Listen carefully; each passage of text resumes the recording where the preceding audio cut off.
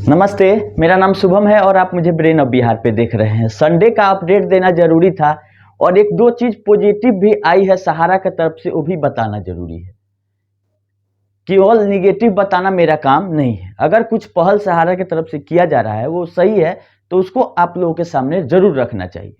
उसी क्रम में हमने देखा कल एक लेटर वायरल हो रहा था जिसमें ये राम मंदिर का जो उद्घाटन होने वाला है उसमें छुट्टी अनाउंस किया गया है। वो सहारा के लेटर हेड पे ग्रुप में बहुत सारा लोग शेयर कर रहे हैं कि छुट्टी है पारा बैंकिंग डिवीजन का।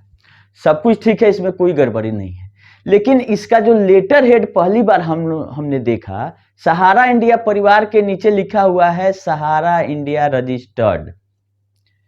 हम बहुत दिन से क्वेश्चन मार्क लगा रहे थे कि सहारा इंडिया परिवार कोई आइडेंटिटी इसका सेपरेट नहीं है, ये ग्रुप कंपनी हो गई और इसका लेटर हेड इस्तेमाल नहीं करना चाहिए। ये लगता है कि ये मतलब ऐसे कोई मतलब सिस्टमेटिक नहीं है। इसीलिए हम बार बार बोल रहे थे कि अगर आप सहारा क्रेडिट के हैं, सहारा इसके हाउसिंग है, रियल एस्टेट है, चाहे कोई भी कंपनी हो, अगर सेपरेट है, उसका पैन कार्ड है, जीएसटी है, सिन नंबर है, तो वो लिख के ही लेटर हेड पे यूज होता है। और ये क्या करती थी पहले कि सहारा इंडिया परिवार करके और एक लेटर जारी कर देती थी। अब उसमें होता क्या था, काम तो सबका चल जाता था, लेकिन जब लीगल में मैटर फंसता है तो जैसे अभी भी बोला जा रहा है कि बहुत सारा सील गलत लगा हुआ है, जो मोहर होता है पासबुक पर वो गलत लगा हुआ है, उसके चलते भी डिफिशियंसी आ रही है। तो केवल समझना जरूरी है। हमने एक दो फ्रेंचाइजी मैनेजर लोगों से भी बात किया तो उन्होंने बताया कि कहीं ऐसा गाइडलाइन नहीं था कि आप सहारा इंडिया का स्टाम्प लगाइए। हर एक फ्रेंचाइजी को निर्देशित किया गया था कि जो सोसाइटी है उसका स्टाम्प ही लगेगा उसके पासबुक पर। हाँ, कुछ एजेंट लोग अनजाने में पासबुक पर लगाए और लेके चले गए, वैसे ही लोगों का गलत स्टाम्प लग गया है पासबुक पर। नहीं तो हम लोग जिस सोसाइटी का था उस सोसाइटी का स्टाम्प लगाते हैं, ऐसा ही लगना चाहिए। लेकिन अभी जब स्कैन करके आप भेज रहे हैं सीआरसीएस को, वो देख रही है कि क्रेडिट कोऑपरेटिव सोसाइटी में आपका पैसा जमा है और स्टाम्प लगा हुआ है सहारा इंडिया फ्रेंचाइजी का। वो गलत है। राउंड स्टाम्प का मतलब होता है कि जो कंपनी आपकी रजिस्टर्ड है उसका पूरा नाम उस स्टाम्प में आए, और कंपनी और चाहे सोसाइटी हो, कोई का एक अलग आइडेंटिफिकेशन होता है। और उस कंपनी के बिहाफ में अगर आप साइन कर रहे हैं, चाहे ब्रांच मैनेजर ही करें, तो फॉर करके उस कंपनी के बिहाफ में वो आदमी साइन करता है। बिना स्टाम्प का, बिना मोहर का अगर आप कहीं साइन करते हैं तो वो इंडिविजुअल कैपेसिटी में माना जाता है। अगर गोल स्टाम्प लग गया, चाहे आप एसबीआई में भी जाइए, कहीं भी जाइए, तो ब्रांच का अपना मोहर रहता है। स्टेट बैंक ऑफ इंडिया ये ब्रांच लिखा रहेगा, लेकिन स्टेट बैंक ऑफ इंडिया पूरा लिखा रहेगा। एसबीआई ग्रुप लिख के नहीं आता है कि एसबीआई ग्रुप और स्टाम्प लगा दें। तो वैसे ही जाने अनजाने में जो भी हो या सही गाइडलाइन नहीं मिलने के कारण गलत स्टाम्प लग गया है, उसका डिफिशियंसी अब आ रहा है कि आपका स्टाम्प गलत है, तो जाके आप फिर से सही उस सोसाइटी का स्टाम्प आपको ब्रांच से लगाना होगा उस पर, क्योंकि जो कंपनी में आपका पैसा जमा है उसी का स्टाम्प रहेगा तो क्लेम प्रोसेस होगा। तो ये सारी चीजें सामने एक एक करके आ रही हैं नए नए डिफिशियंसी के रूप में। तो डिफिशियंसी का अभी कुछ नहीं हो रहा है 20,000 से ऊपर का। जैसे होगा हम आप लोग को बताएंगे। बहुत लोग पर्सनल मैसेज भी कर रहे हैं, तो उनको हम बता देना चाहते हैं कि पर्सनल हम इंटरटेन करने लगे तो 20,000 लोग वीडियो देखते हैं, हमको दूसरा कोई काम करने का मौका ही नहीं मिलेगा। इसीलिए कृपया कर पर्सनल मैसेज टेक्स्ट नहीं भेजें। जो भी अपडेट रहेगा, सजेशन रहेगा, हम खुद वीडियो बना के आप लोगों को बताएंगे। अगर पर्सनली आपसे बात करना है तो जूम का हम लिंक देते हैं आप लोगों को। अब मेरा ग्रुप है आपका, टेलीग्राम में भी है, व्हाट्सएप पे भी है। अब ये दिक्कत हो जा रहा है कि हम पहले कोई ग्रुप नहीं बनाते थे जानबूझ के, कि जहां किसी को नंबर मिला कि वो दिन रात फोन करेगा, मैसेज करेगा, ये करेगा। तो इसी के चलते, लेकिन हमको लगा कि कुछ लोगों को परेशानी हो रही है तो उसको दूर करने के लिए एक ग्रुप बना देते हैं जिसमें लोग जुड़े रहेंगे, और कोई अपडेट रहेगा तो हम ऐसे दे देंगे। लेकिन फिर लोग उसका रायता फैलाने लगते हैं ग्रुप में, इधर उधर का वीडियो, ये करेंगे वो करेंगे। तो वो मेरा ग्रुप कोई किसी का प्रचार के लिए नहीं है, जान लीजिए। जो आपको कठिनाई हो उसमें आप लिख के पूछ सकते हैं, कोई वीडियो उसमें नहीं शेयर करें आप, इसलिए हमने बनाया है। नहीं तो ज्यादा उसमें रहता फैलेगा, एक दिन में डिलीट करके हम निकल जाएंगे। क्योंकि हमारा कोई कमर्शियल ना चैनल है ना ग्रुप है कि आप पैसा दीजिएगा तब जुड़िएगा, आपको स्पेशल कुछ ट्रीटमेंट हम करेंगे ग्रुप में रहिएगा, तो ऐसा कुछ नहीं है। जो आपके लिए है वही सबके लिए है, चाहे वो ग्रुप में रहे नहीं रहे। हाँ, जूम मीटिंग का लिंक देने में आसानी होता है, ग्रुप होता है कि लिंक दे दिए, और उसमें अभी हम ये आपका पेड ले लिए हैं। जूम मीटिंग का जो आईडी है वो पेड सब्सक्रिप्शन लिए हुए हैं कि आप लोगों को पासवर्ड का भी जरूरत नहीं पड़े, केवल आप उस पर क्लिक करिएगा। जूम मीटिंग जब हम शेड्यूल करते हैं उस टाइम तो आप डायरेक्ट जुड़ सकते हैं, और एक बार में 100 पार्टिसिपेंट जुड़ सकते हैं। यूट्यूब लाइव में हमको लगता है 10, 15, 20 लोग ही जुड़ सकते हैं, लेकिन यूट्यूब स्टूडियो में लाइव तो बहुत लोग, सब लोग देख सकता है, लेकिन जूम में 100 लोग एक साथ जुड़ सकते हैं और सब लोग अपना बात रख सकते हैं। जो दिक्कत है वो पूछ के अपना निकल गए, या अगर सुनना है तो 100 लोगों से अगर कम है तो आप सुनते रहिए क्या बातचीत हो रहा है। तो ये हम उन लोगों के सहूलियत के लिए ग्रुप बना दिए, तो जब भी हम मीटिंग करेंगे उसमें डालेंगे, इसीलिए पर्सनल मैसेज आप लोग नहीं करें।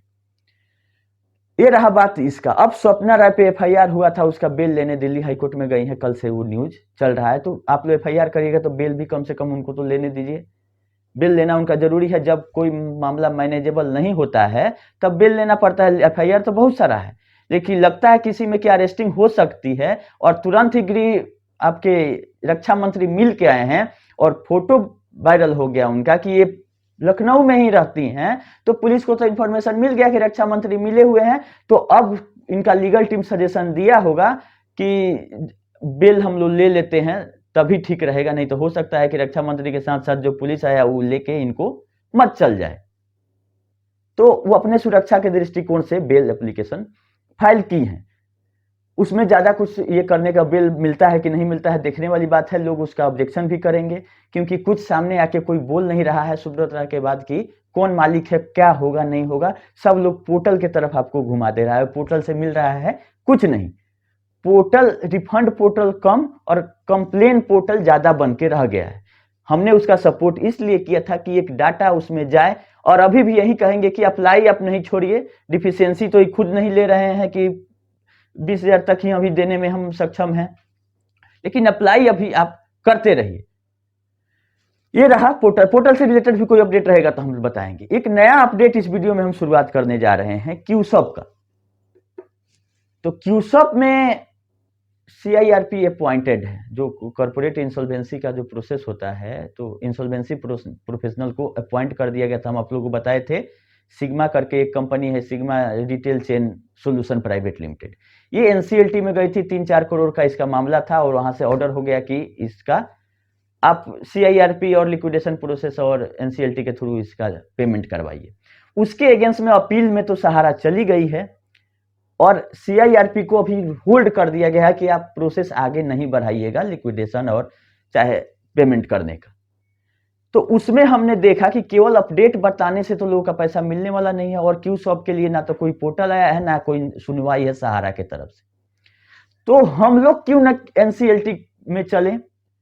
अगर इसी ऑर्डर में लिक्विडेशन होता है तो ये पब्लिक नोटिस भी जारी हो गया है, डेट भी खत्म हो गया क्लेम करने का। तो जागरूक रहने की जरूरत है। क्यूसॉप से या कमर्शियल से, रियल एस्टेट जो कंपनीज एक्ट से रेगुलेट होती है, उन लोगों के खिलाफ हम लोग एनसीएलटी में जा सकते हैं अगर हमारा क्लेम 1 करोड़ से ज्यादा है तो। अब एक आदमी का तो 1 करोड़ है नहीं, तो इसमें हम सजेशन राय ले रहे हैं एनसीएलटी के एडवोकेट से कि क्या हम लोग ग्रुप बना के 1 करोड़ से ज्यादा का लायबिलिटी का क्लेम नहीं कर सकते हैं। हमको तो लगता है कि 1000-2000 करोड़ की लायबिलिटी अभी है क्यूसॉप की।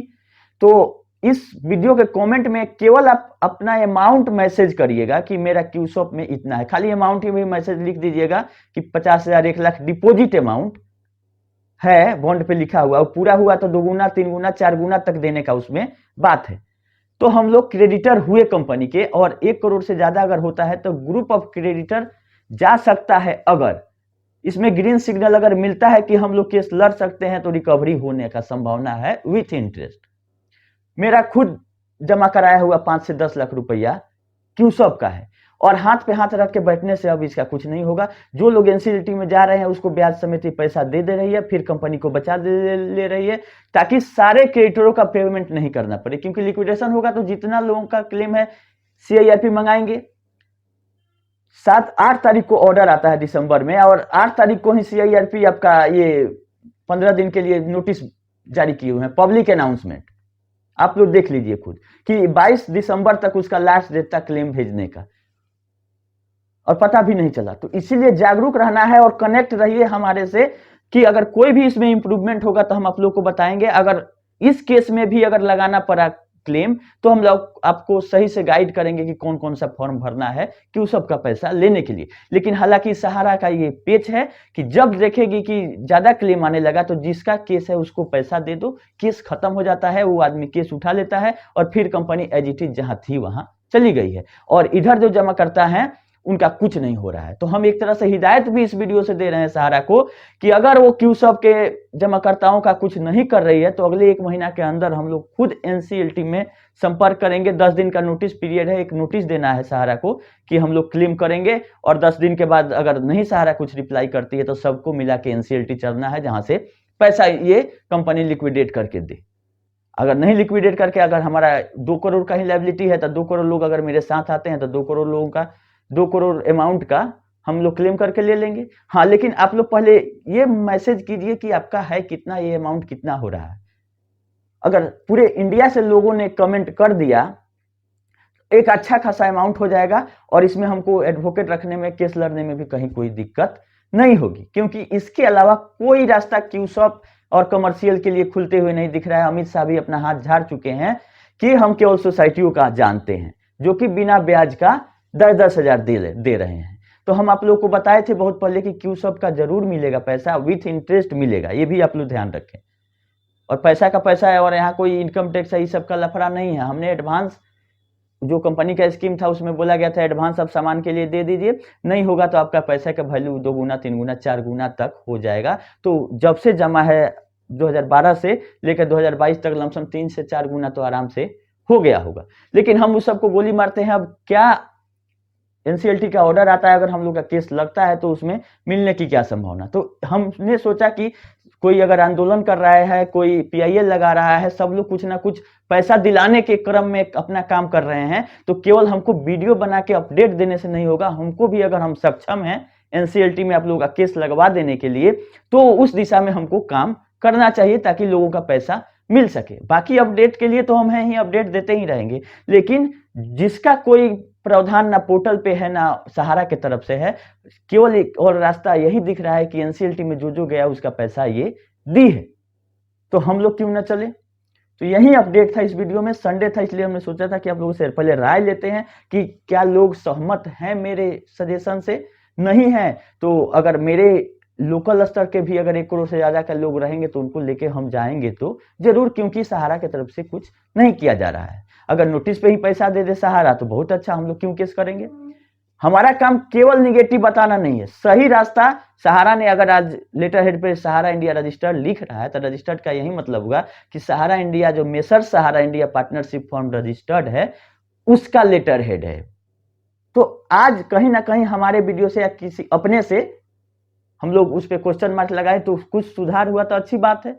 ये चीज सहारा को पहले नहीं समझ में आ रहा था कि लोगों को बल गलाना नहीं चाहिए। तो हमारे बताए रास्ते पर अगर सहारा चली होती तो आज ये उसका स्थिति नहीं होता। और आज चाह के भी नहीं ठीक कर पा रहे क्योंकि इसको बेल लेने से ही फुर्सत नहीं है। तो बेल कितना में बेल लेगी, एफआईआर तो 10 में लेगी तो 20 लोग और कर देगा। फाइनल सोल्यूशन क्या है कि लोगों का पैसा देने के क्रम में हम आगे बढ़े, नहीं तो 2 नहीं 200 2000 5000 लोग एफआईआर कर देंगे, आप बेल लेते रह जाइएगा। तो फाइनल सोल्यूशन यही है कि सरकार तो आ ही गई है बीच में कि बिना ब्याज का पैसा ले ले, और इसमें टोटली लमसम 1 लाख करोड़ का प्रॉफिट सहारा को होते हुए दिख रहा है जो ब्याज का पोर्शन था। मूलधन का मूलधन मिलने की संभावना 90% है कि इसका जो संपत्ति है उससे मूलधन तो चुकता होते हुए दिख रहा है, लेकिन ब्याज नहीं मिल रहा था। मिलने का मतलब उम्मीद था, जो भी बोलिए। और सहारा अभी इसी से पीछे हट रही थी कि ब्याज इतना हम कहां से देंगे जब मेरा 10 साल से बिजनेस बाधित है। तो सरकार बीच में आई है और मूलधन भी पूरा दिलवा दे तो बहुत बड़ी बात है। ये 10,000 20,000 से नहीं चलेगा, परसेंटेज वाला हम बात बोले हैं कि 20,000 के बाद आप परसेंटेज से रिलीज कीजिए कि अगर 10 लाख है तो उसका 20% मिले, उसको 2 लाख रुपया मिले। सबको एक ही भाव नहीं तौलिए।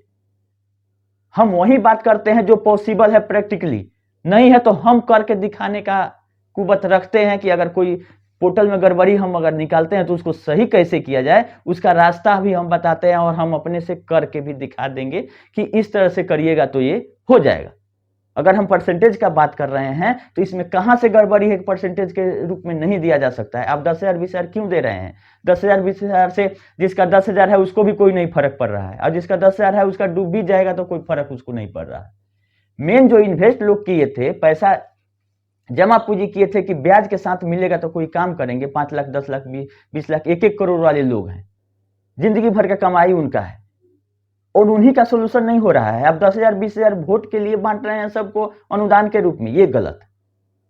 इसका हम विरोध करते हैं कि पोर्टल पे परसेंटेज के हिसाब से जल्द ही डिफिशियंसी ऑटोमेटिक हटा के आप रीअप्लाई क्यों ले रहे हैं? जब आपका पोर्टल इतना महंगा है तो सारा फॉर्म दे रही है तो ऑटोमेटिक उसको अपडेट हो जाना चाहिए। अगर कोई सुधार की जरूरत नहीं है जिसके एप्लीकेशन में, वो रीअप्लाई क्यों करेगा? रीअप्लाई करना भी इतना आसान नहीं है, सेम प्रोसेस है, सेम पैसा लगेगा, और फिर जो पहले कर दे रहे हैं उनका डिफिशियंसी आ जा रहा है। तो जो सही चीज है वो हम आप लोग को बताते रहेंगे। अभी के लिए इतना ही, बाकी क्यूसॉप वाले पे भी आगे बढ़ेंगे, और ये वीडियो यहीं तक एंड होगा। अगला इसी क्रम में हम आप लोग को समझाएंगे शेयर फॉर्म और एप्लीकेशन फॉर्म में अंतर।